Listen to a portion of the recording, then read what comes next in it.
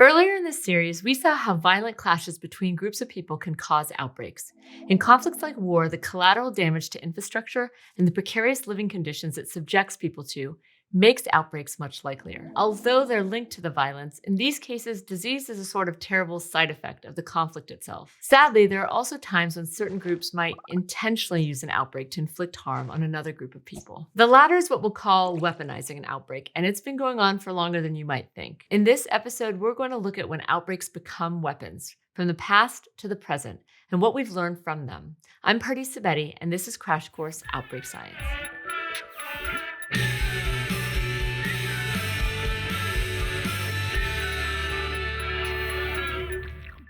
Before we get into things, we should mention upfront that this episode goes into challenging topics involving violence like war, genocide, and terrorism.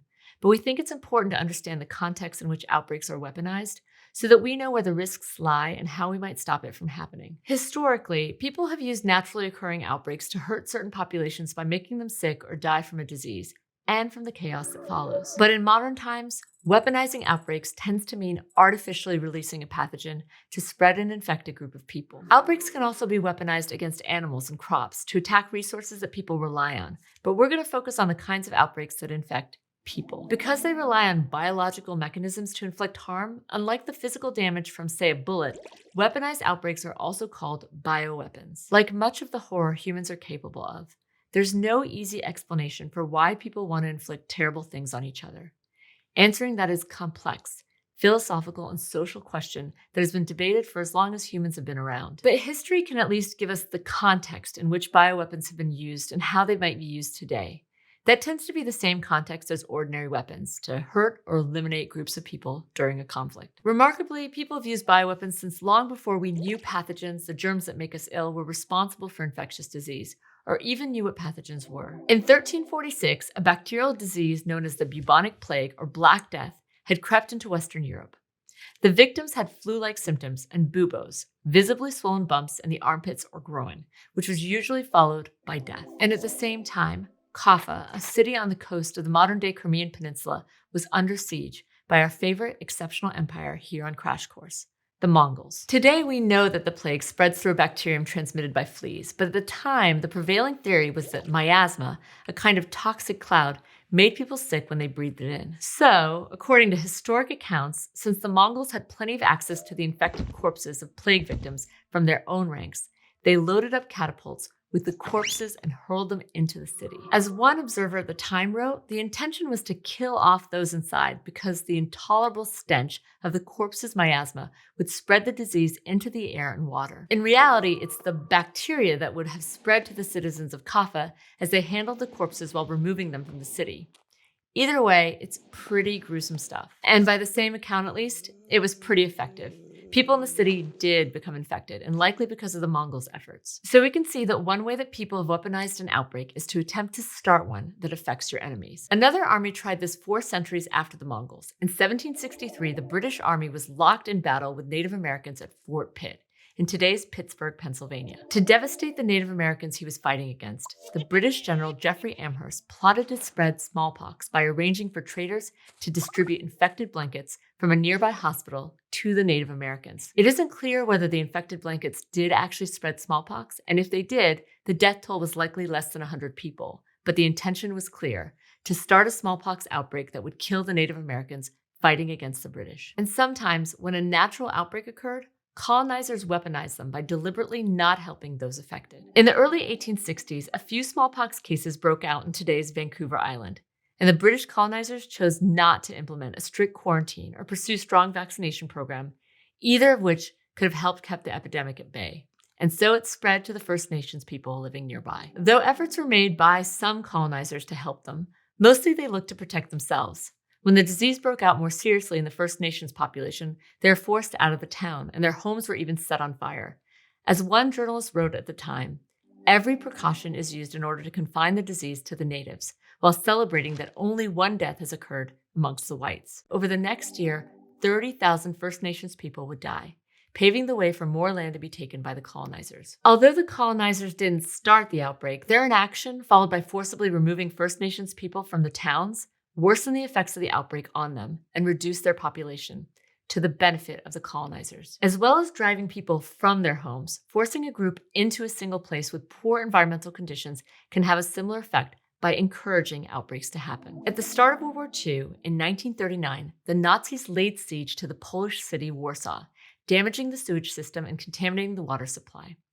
That led to a small outbreak of the bacterial disease typhus, which eventually disappeared in the summer of 1940.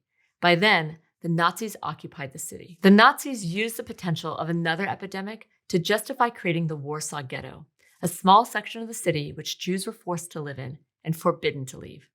They surrounded the whole area with a 3-meter wall topped with barbed wire and stopped food supplies from entering, trapping everyone in overcrowded and unsanitary conditions. The results were catastrophic and led to another, even bigger outbreak of typhus.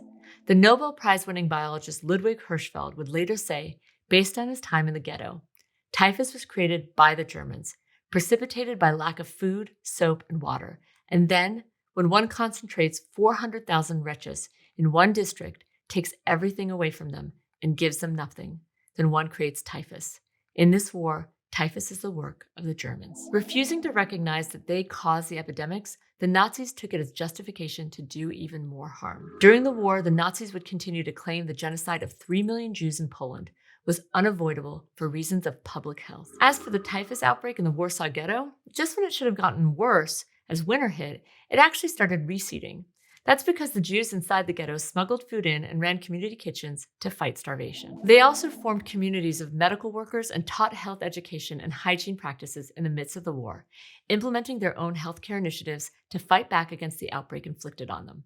By September 1942, the outbreak was over. As the war continued, countries like Japan, the US, and Britain were using the knowledge of pathogens to create weapons that could artificially spread a disease.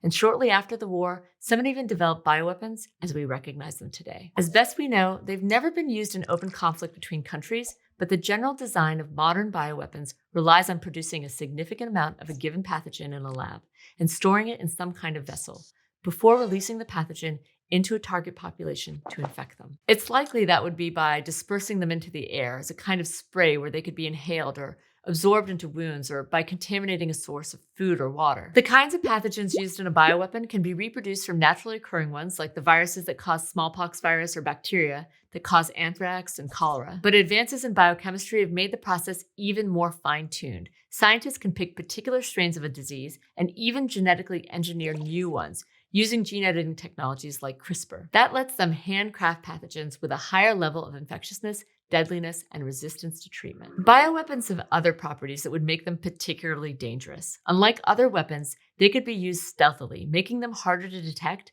until people are already infected. What's more, because the disease can spread, bioweapons could affect areas far beyond the vicinity of the original attack.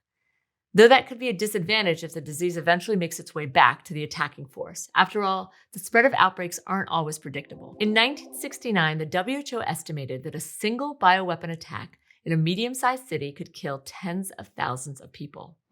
Given the rising tensions of the Cold War and the growing capacity to unleash such an attack, in 1972, a treaty known as the Biological and Toxin Weapons Convention was signed and ratified by most of the world's countries, including the US and the Soviet Union.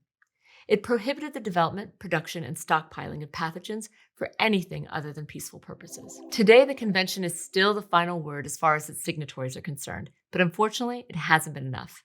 States have continued to develop bioweapons, and the availability of biochemical techniques means that smaller groups like terrorist cells could potentially develop a bioweapon as part of a bioterrorist attack. Plus, there's always the risk of an accident. In 1979, a plume of anthrax spores was accidentally released from a secret bioweapons facility in Sverdlovsk, a city in the Soviet Union. It drifted over 50 kilometers and killed at least 66 people, the deadliest human outbreak of inhalation anthrax ever. Even when they're working with viruses for peaceful purposes like vaccines, there's a risk labs might also have samples stolen and turned into a bioweapon, or simply mishandled and let loose. So naturally, there are strong security measures for labs that handle dangerous pathogens, from limits on who can access them to security protocols for moving samples around. This is called biosecurity. That's just one part of a lab's overall biorisk management, the strategies that help prevent accidents and attacks, keeping everyone safe. We can also regularly monitor areas that are likely targets of an attack, like water supplies, for pathogens that could lead to an outbreak, so that we can quarantine them or cut the source off if we can find any, which could stop an attack quickly. We can also make it easier to trace the source of an attack, to make it easier to respond and harder for the attackers to remain anonymous. That makes a bioweapon less appealing to use. For example, analyzing the genes of a weaponized pathogen as it spreads could give us clues as to where it came from, based on the mutations it develops. This could give us a kind of breadcrumb trail to trace back to the original case and where the attack may have started. Finally, research is continuing on how to prepare in case such an attack happens. Like other kinds of outbreaks, it means developing the capacity to spot an outbreak early on, recognize the disease causing it, stopping it spreading any further, and having treatments to help infected patients. While a lot of this work happens in a lab, sometimes governments even act out simulations of outbreaks to practice and see how well their strategies would work in the real world. All of this can help reduce the impact of an outbreak and even stop them in their tracks. As we mentioned earlier, there's no easy explanation for why people weaponize outbreaks to hurt each other, and frankly, it's upsetting to think about.